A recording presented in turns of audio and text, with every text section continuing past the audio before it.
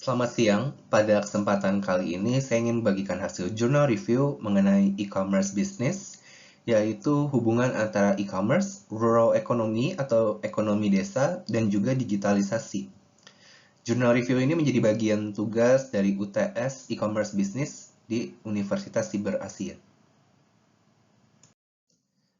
Sebagai pendahuluan, kita akan melihat dari sisi kepegawaian atau lapangan pekerjaan, atau gampangnya di sini disebut employment.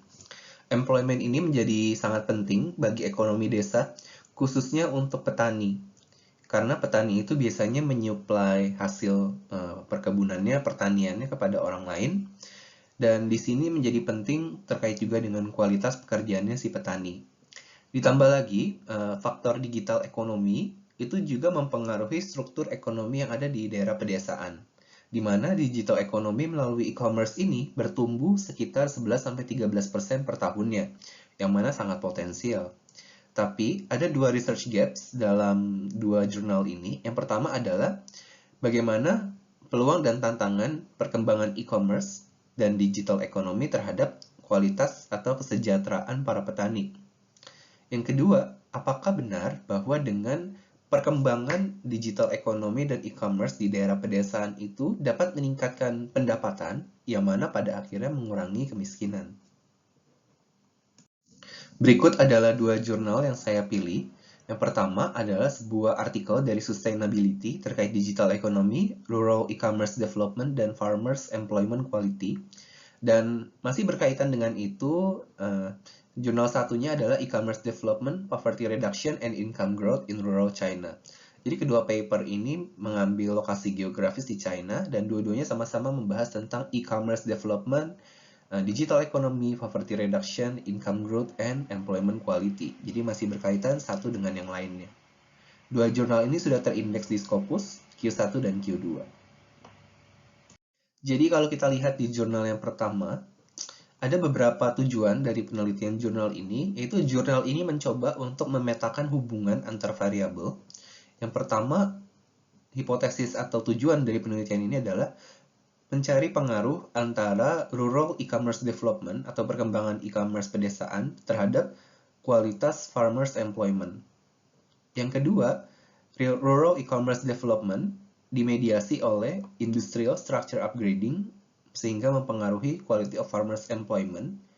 Yang ketiga, rural e-commerce development itu dimoderasi negatif oleh digital economy terhadap quality of farmers employment. Dan yang keempat adalah rural e-commerce development dimoderasi secara positif oleh digital economy sehingga mempengaruhi quality of farmers employment.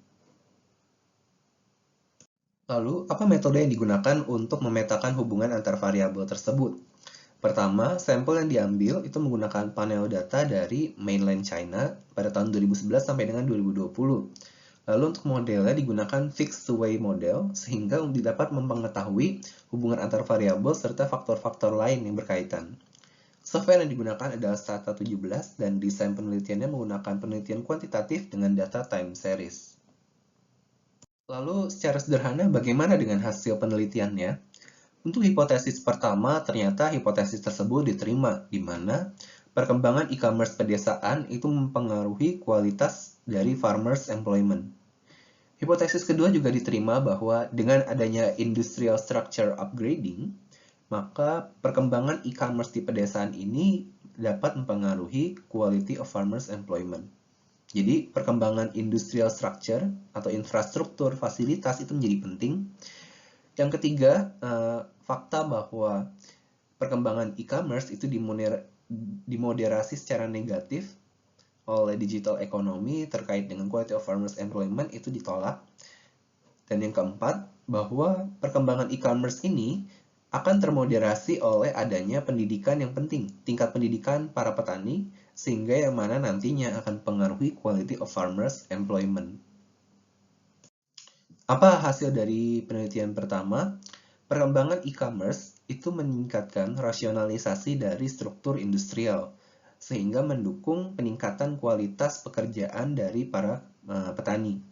Yang kedua, meningkatkan education levels dari para petani itu juga meningkatkan secara positif efek dari perkembangan e-commerce terhadap kualitas pekerjaan petani.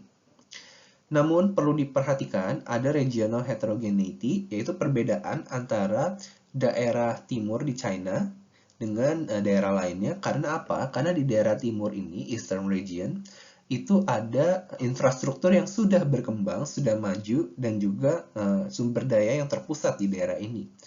Jadi, perkembangan e-commerce itu akan meningkatkan kualitas pekerjaan bagi para petani ataupun meningkatkan kualitas hidup, bisa kita bilang, namun pada daerah yang masih berkembang, bukan pada daerah yang telah berkembang.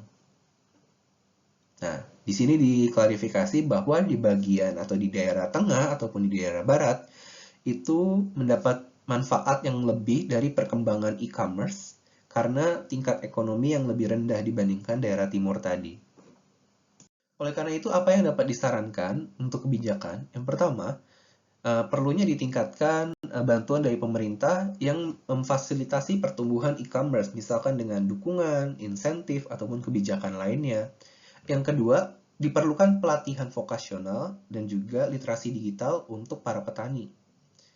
Disarankan juga diversifikasi ke dalam industri lain seperti tourism, product processing, dan integrated agriculture untuk diintegrasikan dengan e-commerce. Yang keempat, perlunya kooperasi dan pembagian sumber daya untuk membalanskan atau menyeimbangkan pertumbuhan ekonomi dari setiap daerah. Dan yang kelima adalah kebijakan yang dibuat itu harus tertarget spesifik untuk memaksimalkan efek dari pertumbuhan e-commerce. Dan untuk penelitian pertama yang sangat menarik ini, beberapa saran yang dapat diajukan adalah dari segi data, mungkin kita bisa menurunkan data yang digunakan ketika dari provinsi itu ke level mikro, seperti data per rumah tangga ataupun data per kecamatan, per desa, dan sebagainya. Lalu untuk model, itu dapat disarankan untuk mengintegrasikan variabel-variabel lain ke dalam model. Kalau di model ini kan hanya diambil variabel seperti perkembangan e-commerce, lalu tingkat pendidikan, ataupun digital ekonomi, dan juga quality of farmers employment. Dan yang ketiga, untuk scope-nya, karena ini masih terbatas di China, mungkin dapat dilakukan komparasi antara internasional, misalkan China dengan negara lain, ataupun per regional dalam artian provinsi dibandingkan dengan provinsi. Kita akan mulai masuk ke paper kedua, di mana di sini ada sebuah istilah menarik yang menjadi topik utama dari paper kedua, itu adalah NRE-CDP. Yaitu adalah National Rural E-Commerce Comprehensive Demonstration Project. Itu adalah inisiatif pemerintahan China yang dilaksanakan pada tahun 2014 untuk meningkatkan perkembangan e-commerce di daerah pedesaan. Nah, NRE-CDP ini yang selanjutnya akan menjadi disebut juga dengan project ataupun inisiatif ataupun program. Tujuan dari penelitian kedua itu secara sederhana terbagi menjadi dua, yaitu dari hipotesis 1 sampai 3 percaya bahwa NRE-CDP ini berpengaruh positif terhadap pertumbuhan income dan pengeluaran per kapita dari pekerja industri primer. Lalu untuk bagian kedua, keefektifan program itu juga bervariasi antara petani dan non-petani, tergantung juga di lain dari pekerjaan itu juga bergantung kepada faktor-faktor regional dan juga budaya. Untuk metodologi, sampel yang digunakan adalah tingkat rumah tangga dan tingkat negara di China.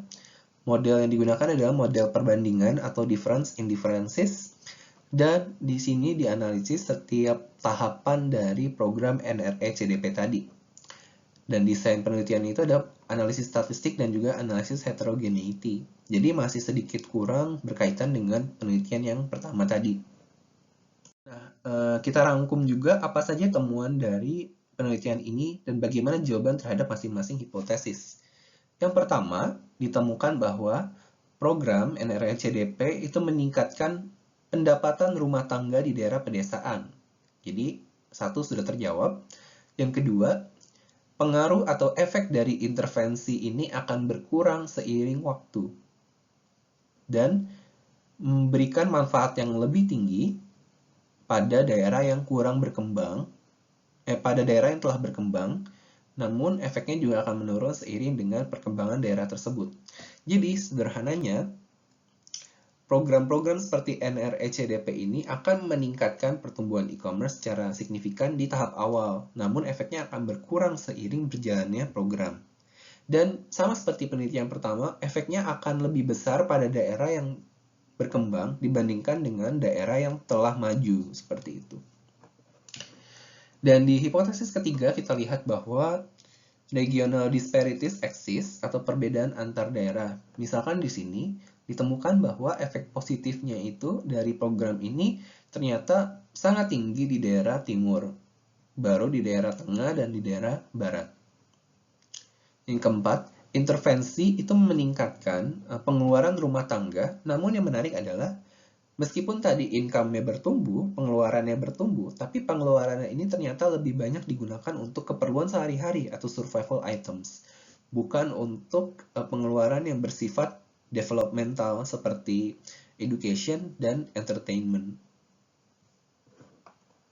Jadi, peneliti dalam studi ini merangkum hasil pertemuan ini ke dalam sebuah framework atau kerangka kerja, di mana kemiskinan itu memiliki aspek geografi dan teknologi, perlu dilakukan intervensi institusional, salah satunya melalui program NRECDP yang meningkatkan infrastruktur jalanan, internet, education, dan training terkait dengan e-commerce, sehingga menghasilkan efek positif, seperti adanya pelayanan yang berbasis e-commerce, adanya peningkatan lapangan kerja dan entrepreneurship, adopsi ICT yang juga semakin memudahkan akses terhadap markets, dan juga culture itu mempengaruhi semua dampak positif dari NRECDP.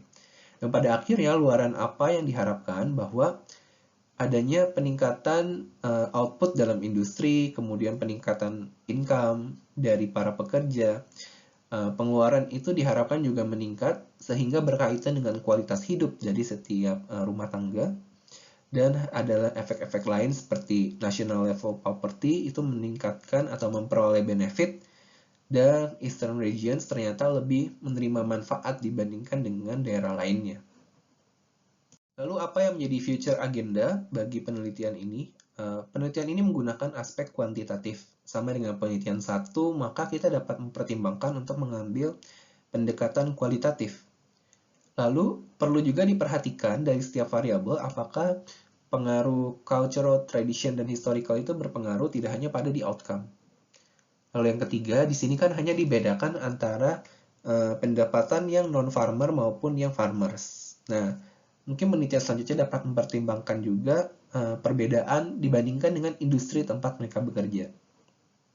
Dan yang keempat, karena sama seperti penelitian pertama, data yang digunakan itu berkisar dari tahun 2011, 2014, dan 2020, maka penelitian selanjutnya dapat mempertimbangkan pendekatan longitudinal yang lebih lama dan di follow up dari sampel yang sama di follow up untuk beberapa waktu ke depan.